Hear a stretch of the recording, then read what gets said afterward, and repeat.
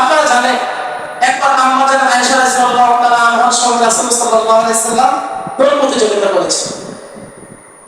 তিনি বিশ্ব নবী, সর্বশ্রেষ্ঠ নবী, সর্বজামানার সর্বশ্রেষ্ঠ নবী, যার সুপারিশের মাধ্যমে জান্নাতের মধ্যে যাওয়া যাবে, এবং নবী হওয়ার পরেও তিনি স্ত্রীর সঙ্গে কি করেছেন?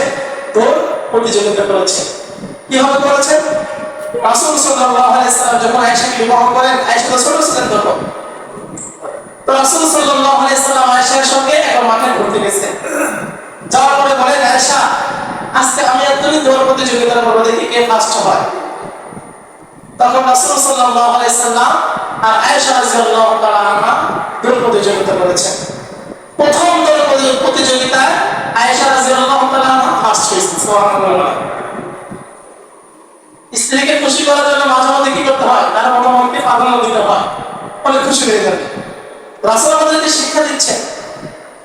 আবার যখন আয়েশা রাদিয়াল্লাহু তাআলা বয়সটা বেড়েছে, রাসূলের বয়সটা বেড়েছে, রাসূল আবার দৌড় প্রতিযোগিতা করেছেন দুইবার, এবং দ্বিতীয়বারে রাসূল সাল্লাল্লাহু আলাইহি সাল্লাম ফার্স্ট হয়েছেন। সুবহানাল্লাহ। এখন আমরা তো আমাদের স্ত্রীদের সঙ্গে কতটুকু আমল প্রমোট করি, তাদের মন মানসিকতা কতটুকু আমরা বিজয় প্রাধান্য দিতে পারি, এটা আমরা বলতে গেলে স্ত্রীদের সঙ্গে এই ধরনের বিনোদন করা এটা